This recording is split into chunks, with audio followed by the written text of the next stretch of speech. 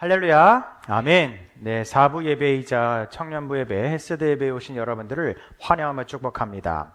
오늘 와로드 지저스도 시리즈의 두 번째 우리가 예수님을 따를, 예수님을 집중할 성품은 베품이라고 하는 성품입니다. 이것을 설명하기 위해 한 가지 이야기를 갖고 왔습니다.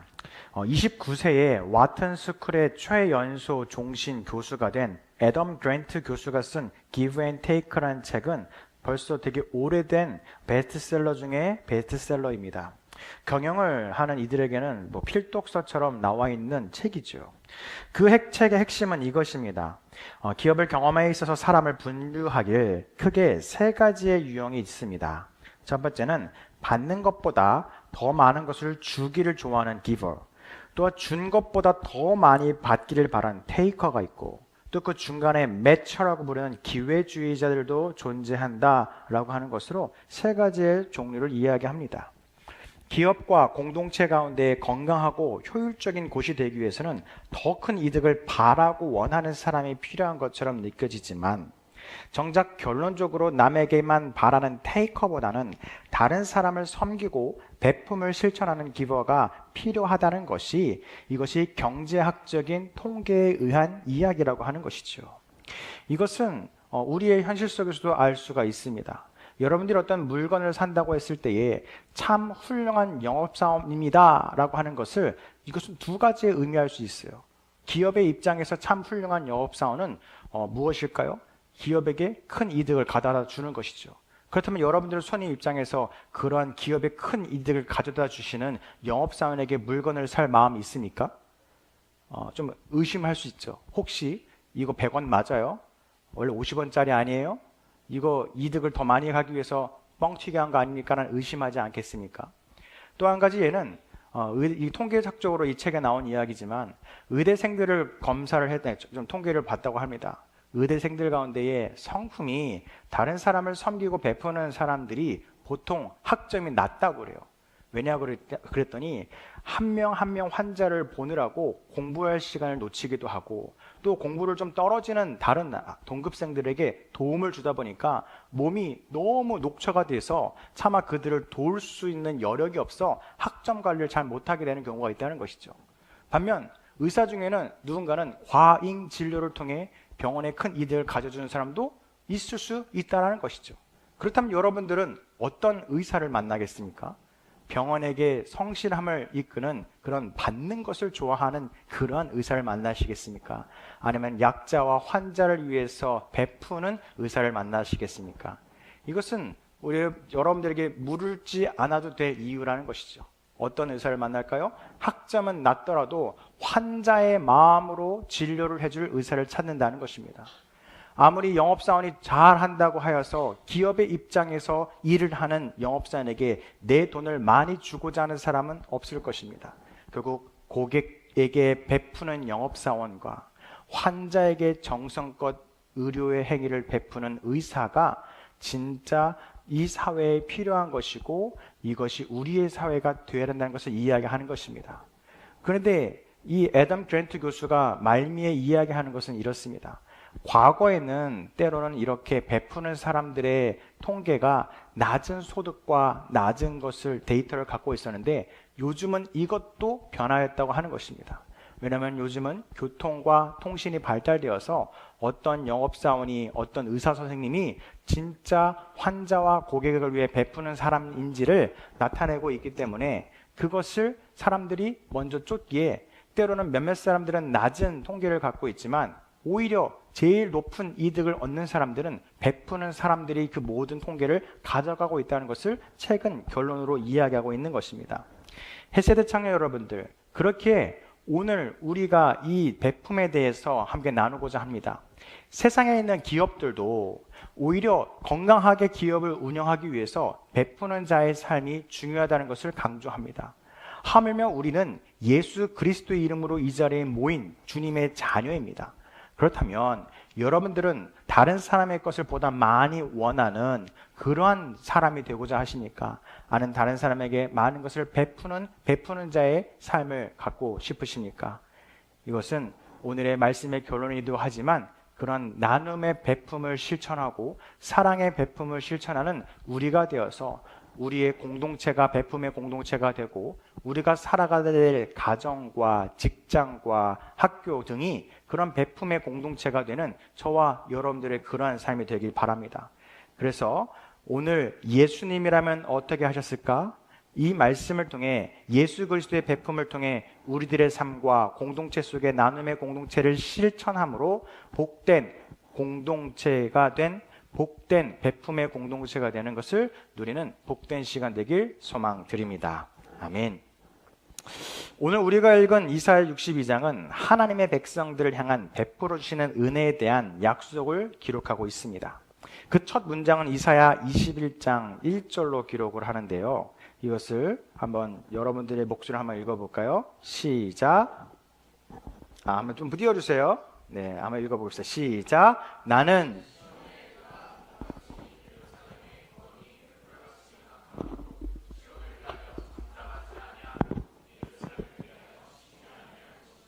아멘. 그래서 1절의 말씀은 나는 시온의 의가 빛같이 된다라고 하면서 구원의 횃불을 이야기하면서 좀 주목해 볼 단어는 뭐냐면 시온을 위하여 잠잠하지 않고 예루살렘을 위해서 쉬지 아니하시는 분이 바로 하나님이심을 기록하고 있다는 것입니다. 우리의 하나님은 바로 이와 같다는 것입니다. 잠잠히 계시지 않고 쉬지 않는 분이라는 것이죠. 아이를 키우다 보면은 참 좋습니다. 네, 여러 가지 의미로 좋습니다. 제 아내가 누군가와 지난주인가 한 몇 주 전에 이야기를 했다는 이야기를 오늘 듣게 됐어요. 그래서 어머 사모님과 이야기했는데 이랬어요 하는데 어떤 얘기냐면 이제 큰아이와 둘째가 모두 이제 유치부로 올라가니까 드디어 아이들을 유치부에다가 데려다 놓고 이제 예배에 집중할 수 있는 시간이 온 거예요. 그래서 한 집사님께 제 아내가 그랬대요.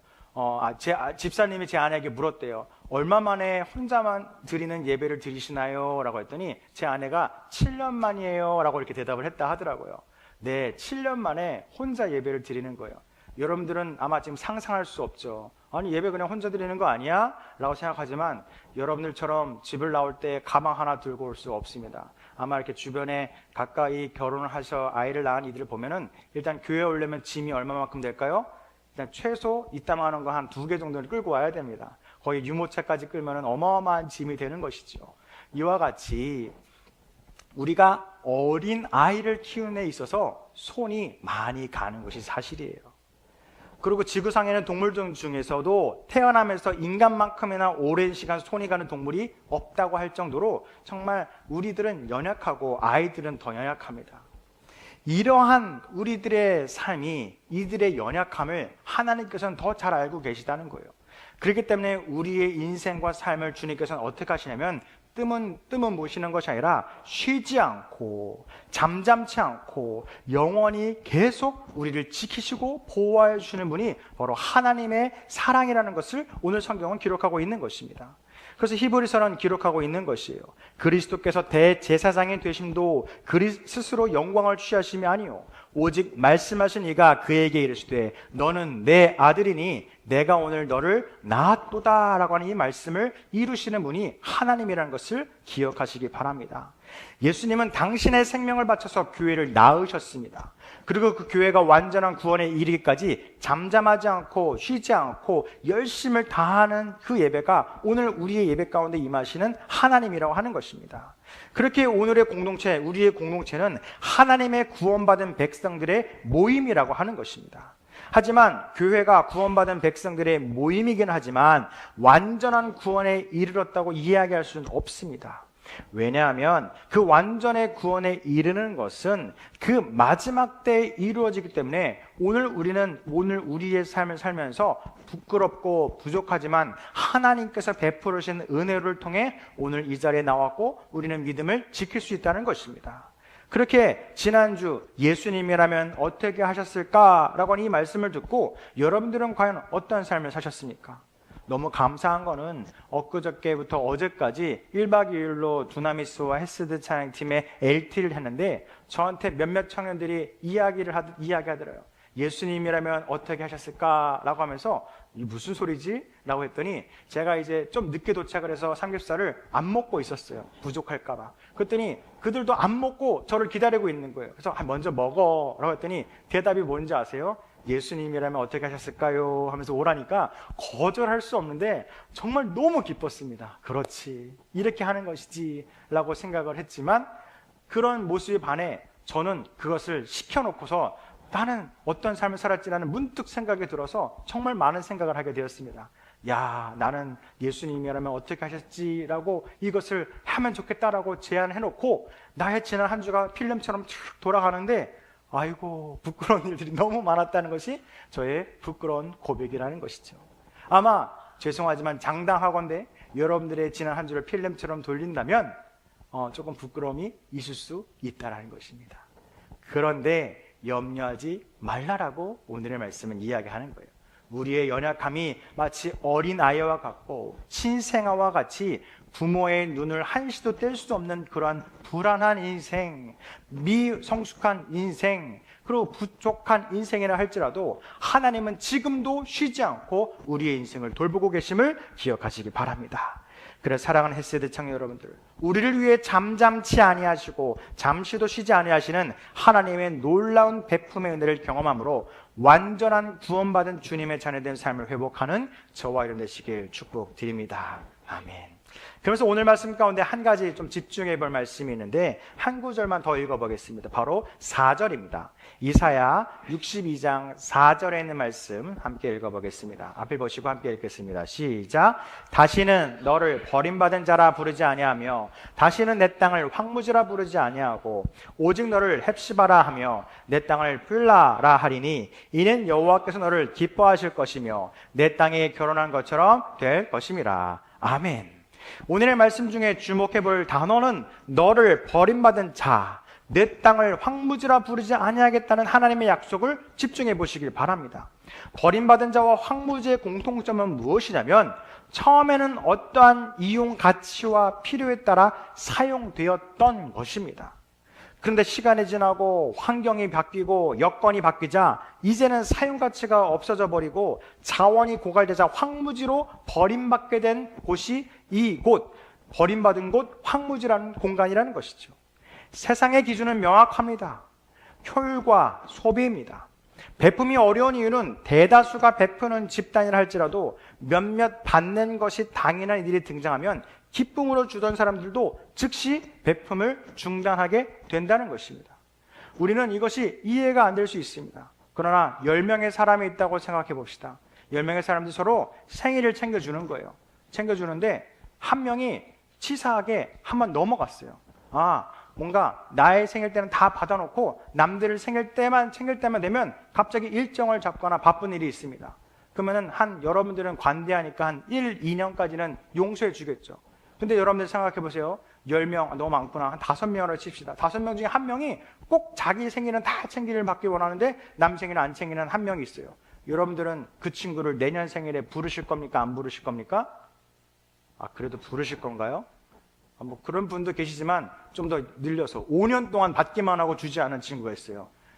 저는 2번 정도는 이해할 수 있지만 3번째부터는 안 될 것 같아요. 여러분들의 기준은 어떻습니까?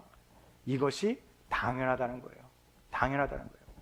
오히려 5명, 10명 중에 한 명은 지극히 소수이지만 주는 공동체 가운데 한 명만 받고자 하는 사람이 등장해도 그 공동체는 깨지게 된다는 것이에요.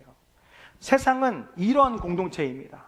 뭔가 소비하고 사용하고 받기를 원하고 더 많은 것을 원하지 뭔가 베푸는 삶을 사는 사람들이 때로는 너 그렇게까지 왜 해? 라고 하는 눈빛으로 보는 게 세상의 기준이라고 하는 것이에요. 그리고 때로는 누가 주는 것을 감사히 받다가도 그것도 상황과 환경이 바뀌면 쓰다 버리는 마치 물건처럼 버리는 것이 세상의 이치라고 하는 것입니다. 그렇기 때문에 우리는 여기에서 하나님의 말씀과 예수님의 마음을 해야 된다는 것입니다. 베품이 어려운 이유는 앞서 이야기했듯 다수일지라도 한 명이라도 깨지면 변화가 됩니다. 그럼에도 불구하고 베품이라는 것은 적어지거나 없어지면 안 됩니다. 예시를 들면 이렇습니다. 귤이 한 박스가 있다고 했을 때 썩은 귤이 하나가 있다고 생각해 봅시다. 장담하건대 그 썩은 귤 하나 때문에 일주일도 되지 않아 모든 박스는 썩은 귤이 될 것입니다. 근데 반대의 상황을 상상해 볼까요? 큰 박스에 아주 신선하고 맛있는 귤이 하나 있다고 생각해 봅시다. 이것을 반대로 일주일 넣어놔도 이 귤 박스가 꽉 찰 수 있을까요? 없다라는 것이죠. 결국 우리의 공동체가 아름다운 베품의 공동체가 되기 위해서는 혹시라도 이 자리에 있는 나는 이기적인 사람이야, 받고자만 한 사람이야를 구별해서 교육을 시키고 훈련을 시켜야 되는 것이지, 한 명의 베푸는 사람 갖고 모두를 섬기라고 하는 것은 이것은 옳지 않은 방법이고 할 수 없는 이야기라고 하는 것입니다. 그렇기 때문에 오늘 4절을 통해서 하나님은 진정한 베품의 모습을 제안하는 것이에요. 너를 하나님께서는 이렇게 이야기합니다. 우리를 너는 헵시바라, 너는 뿔라라 라고 이야기합니다. 여기서 말하는 헵시바는 너는 나의 기쁨이야 라고 이야기하는 것이고, 뿔라라고 부르는 것은 나의 배우자, 나의 가족이라고 부르는 명칭이라고 하는 것입니다. 결국 하나님께서는 베품의 방법에 대해서 이야기하는 것이 바로 우리가 하나님께 기쁨이 되고 우리의 가족이 되어준 것 같이 사랑받을 존재가 바로 저와 여러분이라는 것을 강조하고 있다는 것이죠. 세상은 우리가 능력이 있고 효용이 있고 필요할 때는 우리에게 투자할 것입니다. 그러나 효용 가치가 없어지고 능력이 없어지면 그것이 황무지와 같이 버림받게 될 것이라는 거예요. 그러나 하나님은 이야기하는 것입니다. 나는 너를 볼 때마다 기뻐. 나는 너의 아버지야. 우리는 가족이야. 아무리 가족끼리 다투어도 가족은 헤어질 수 없어 라고 이야기하는 것 같은 말씀의 본문이 오늘 우리를 사랑하시는 하나님의 말씀이라는 것이죠. 요한복음에 처음 등장하는 예수님의 기적은 가나의 혼인잔치의 비유입니다. 물이 포도주가 되는 기적을 만들게 된 것이죠. 예수님의 첫 사역이자 베품의 의미가 무엇인지를 알려주는 아주 재미있는 이야기입니다. 당시에는 2000년 전에는 잔치를 하게 되면 빠질 수 없는 것이 포도주였다고 합니다. 이에 예수님의 어머니와 예수님도 그 잔치집에 참여해서 잔치를 벌이고 있는데 딱 포도주가 떨어지게 된 것이에요. 그러자 예수님의 어머니 마리아는 예수님께 이야기하는 거예요. 포도주가 떨어졌는데 어떡하지? 라고 이렇게 이야기하자 예수님은 정답을 이야기합니다. 예수께서 이르시되 나와 무슨 상관이 있나이까? 라고 대답을 합니다. 맞습니다. 왜냐하면 잔치집에 포도주가 떨어진 것은 집 주인이 걱정을 해야지 손님으로 참여한 예수님이 걱정할 필요가 없다는 것입니다. 그런데 이 이야기를 자세히 살펴보면 반전이 일어나게 돼요. 어느 때가 이르렀다고 하는데 반전이 언제 일어나면 예수님을 믿는 하인이 등장함을 통해서 예수님은 반전이 됩니다. 예수를 믿는 하인들이 그 예수님께 순종함으로 나아갔다라고 성경을 기록하자 예수님은 이제는 손님에서 그 집의 주인이 되어서 지금까지 먹었던 포도주 중에 가장 좋은 포도주를 물을 통해 포도주로 변화시켜주는 이 기적을 통해 많은 사람들에게 제공하였다는 것을 기록하고 있다는 것입니다. 하나님의 베품, 예수님의 베품이 이와 같다는 것을 우리는 주목해 봐야 됩니다. 첫 번째는 예수님의 베품은 단순한 적선과 기부가 아닙니다. 마실 것이 없는 잔치집을 그냥 사실은 떠나면 그만입니다.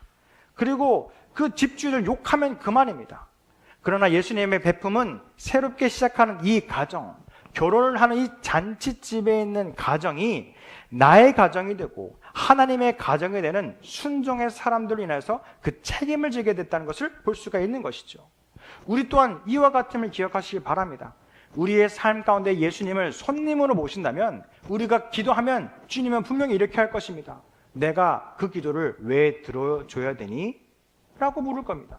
너가 더 열심히 살면 되지 왜 나한테 달라고 해? 너랑 나랑 무슨 관계인데? 너는 주인이고 나는 손님인데? 라고 대답할 것입니다. 그러나 오늘 요한복음에 나온 말씀과 같이 예수님을 순종하는 마음으로 집으로 드리는 사람에 의해서 우리의 마음의 주인이 예수 그리스도가 되는 순간 물이 포도주가 되고 그 포도주가 가장 좋은 곳으로 변화돼서 채워지는 은혜를 경험할 수 있게 된다는 것입니다. 그렇게 두 번째는 예수님의 사역, 역사는 베품의 손길을 통해 이루어진다는 것을 기억하시기 바랍니다. 예수님께 순종하는 하인이 없었을 때는 아직 때가 이루어지지 않았다라고 성경은 기록하죠. 그러나 순종하는 자들이 오자 즉시로 기적을 행하게 되었다는 것입니다. 헬세대 청년 여러분들, 여러분들의 마음의 주인은 누구입니까? 혹시라도 내 삶의 주인이 나입니다 라고 주장하는 분들은 죄송하지만 예수님께서도 동일하게 대답할 수 있어요. 너의 기도를 내가 왜 들어줘야 되니? 라고 물을 수 있다는 것입니다. 그러나 예수님을 내 마음의 주인으로 인정하고 순종을 따라 살아가는 그 예수님의 베품, 예수님께 베품, 당신께 나는 순종하는 마음을 드립니다라는 이 베품을 통해 예수님은 우리에게 다시 베풀어 주신다는 이 선순환을 우리는 기억해야 한다는 것이죠. 그리고 마지막 예수님의 베품은 우리가 지금까지 경험하지 못한 가장 좋은 것을 주심을 기억하시기 바랍니다. 가장 좋은 것으로 채워주시는 분이 예수님의 나눔과 희생의 그 베품이라는 사실이죠. 그렇게 헬세대 청년 여러분들, 오늘 우리에게 주시는 이 하나님의 베품의 은혜를 우리는 순종함으로 받으시기 바랍니다. 그리고 내가 살아가는 인생의 중심을 나 중심, 내가 주인된 삶이 아닌 하나님 중심으로 삶을 변화될 때에 우리의 인생을 책임져 주시는 분이 나의 노력과 나의 상황과 나의 환경이 아니라 영원히 변치 아니하시고 쉬지 아니하시는 하나님의 베품의 은혜로 살아가는 주님의 자녀가 됨을 기억해야 한다는 것이죠. 그렇기 때문에 주님은 죄인이라 하더라도 버리지 아니하십니다. 포기하지 아니하십니다. 지난 한 주간의 삶이 생각나지 않을 만큼 부끄럽고 실수투성인 삶을 살았다 하더라도 괜찮습니다. 그저 우리들의 손길을 통해 하나님의 축복의 통로, 사랑의 전달자로서 베품의 삶이 되어 하나님의 가정, 하나님이 기뻐하는 그 대상으로 우리를 삼아 주셨다는 것입니다. 사랑을 주는 사람과 받는 사람, 받기만 하는 사람에겐 언젠간 관계가 틀어지게 됩니다. 그러나 서로 주고받는 관계를 유지할 때 그 관계는 영원하다는 것입니다. 예수님과 우리도 똑같습니다. 우리가 예수님께 받기만 하고자 하는 사람은 마치 나는 생일날 선물을 받는데 다른 사람의 생일을 챙기지 않는 이기적인 모습과 동일합니다. 우리가 예수님께 받은 것이 있다면 이와 같은 베품을 주님께 드리시기 바랍니다.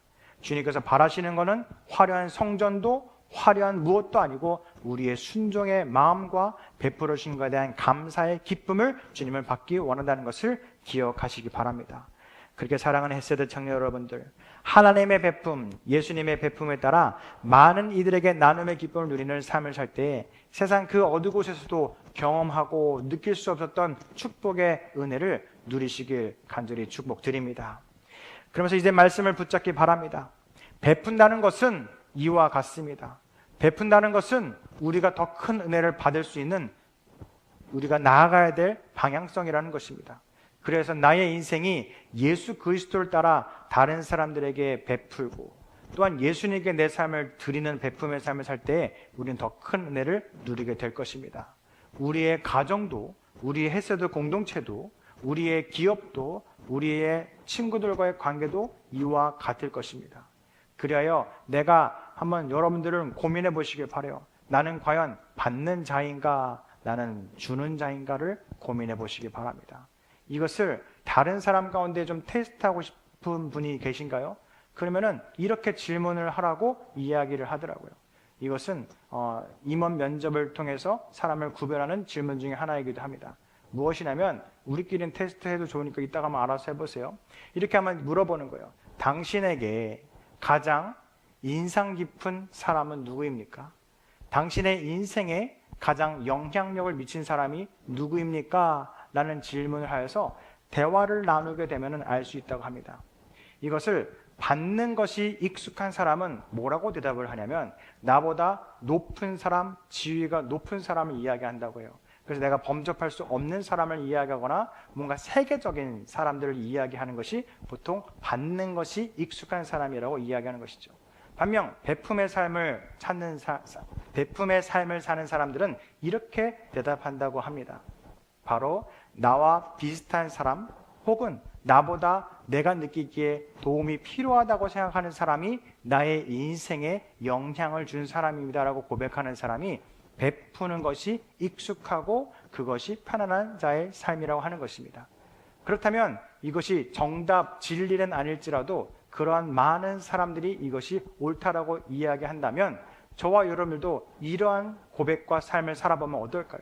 내가 누군가에게 나의 삶이 변화되고 자극을 받고 뭔가 다른 사람을 본다면 그저 내가 범접할 수 없는 많은 높은 사람에게 받는 것에 익숙한 삶을 살지 마시고 나와 비슷하거나 때로는 내 도움이 필요한 사람을 베품을 통해서 내가 더 큰 은혜를 누릴 수 있는 베푸는 삶이 저와 여러분 되시길 바랍니다. 그래서 이제 이제 정리를 하고자 합니다.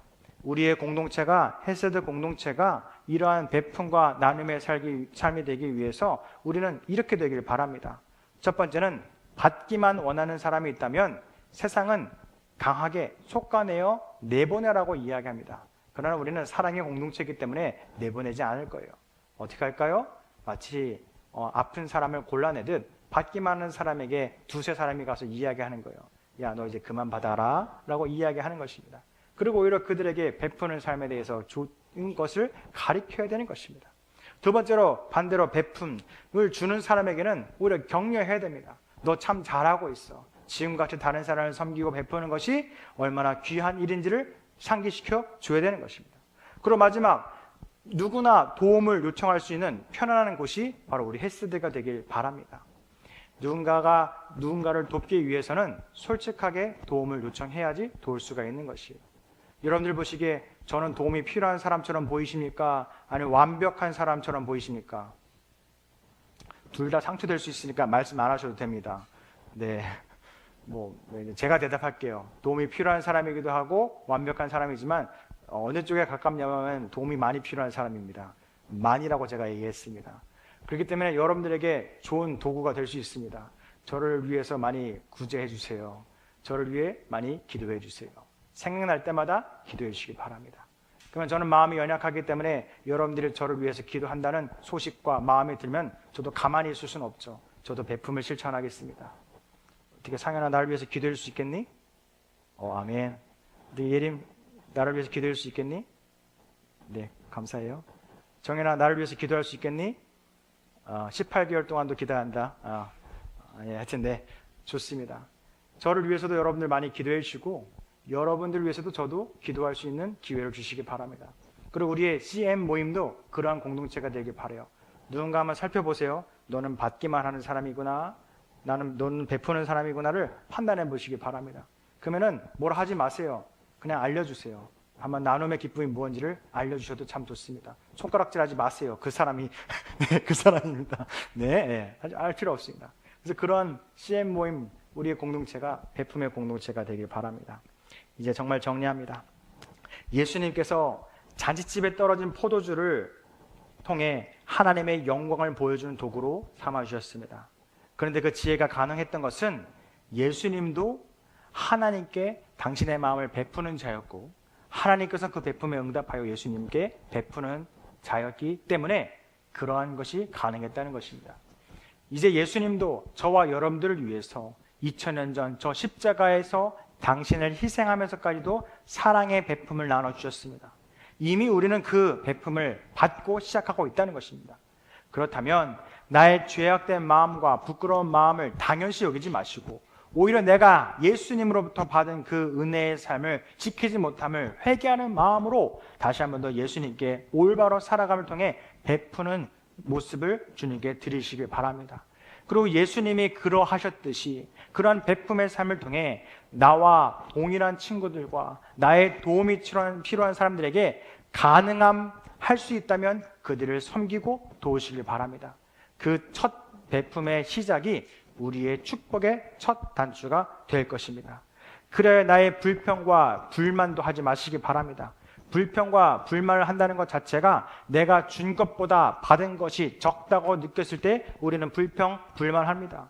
때로는 스스로에 대한 이야기, 또한 남자친구, 여자친구에 대한 이야기, 가정에 대한 이야기, 헤세드 공동체에 대한 이야기, 여러분들이 몸담고 있는 학교와 직장에 대한 이야기도 너무 큰 불평과 불만을 하지 마시기 바랍니다. 다시 이야기하지만 얼굴에 침 뱉깁니다. 아유, 우리 집은 왜 그래?